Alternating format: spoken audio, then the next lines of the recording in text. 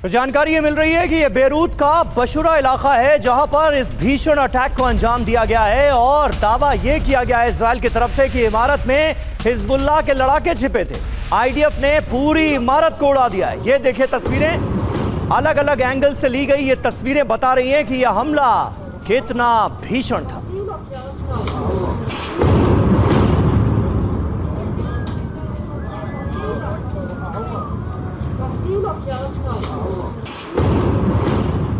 और देखिए हमारे साथ खास मेहमान भी इस वक्त स्टूडियो मौजूद हैं। लेफ्टिनेंट जनरल नितिन कोहली हमारे साथ इस वक्त रक्षा विशेषज्ञ मौजूद हैं। एयर कमोडोर अशविंदर सिंह बहल हमारे साथ रक्षा विशेषज्ञ मौजूद हैं। डॉक्टर संदीप त्रिपाठी विदेश मामलों की। और देखिए इजराइल पर हिजबुल्लाह का जो बड़ा हमला हुआ है उसके बारे में एक और जानकारी। आयरन डोम एयर डिफेंस सिस्टम यहां पर एक्टिव किया गया है। सैकड़ों रॉकेट आसमान में ही ध्वस्त कर दिए गए। तो हिजबुल्लाह की तरफ से जो रॉकेट अटैक्स किए गए हैं उनमें से ज्यादातर को आयरन डोम एयर डिफेंस सिस्टम ने नष्ट कर दिया है। हवा में ही इन हमलों को कर दिया गया है नाकामयाब।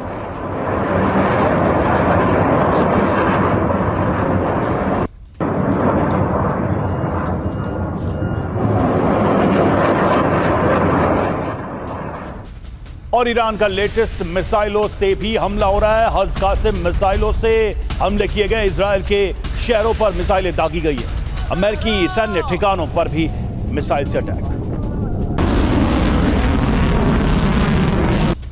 और इजराइल पर ईरान का बड़ा हमला। खुर्रम शहर बैलिस्टिक मिसाइलों से तबाही मचा दी गई। खुर्रम शहर मिसाइल से निकले 80 क्लस्टर बॉम्ब एक साथ। इजराइल पर यह ईरान का बड़ा हमला था जिसमें खुर्रम शहर जैसी घातक बैलिस्टिक मिसाइल का इस्तेमाल किया गया है। और इस मिसाइल से देखिए कैसे हवा में ही 80 क्लस्टर बॉम्ब एक साथ निकलते हैं। नाटो पर राष्ट्रपति ट्रंप का बड़ा बयान सामने आया है। मैं नाटो से निराश हूं। ये कौन कह रहा है? ये ट्रंप कह रहा है। अमेरिका की मदद को नाटो नहीं आ रहा। ये ट्रंप ने कहा है हम उनकी रक्षा करते हैं लेकिन वो कुछ नहीं। हॉर्मुज में हमें किसी की मदद की जरूरत नहीं।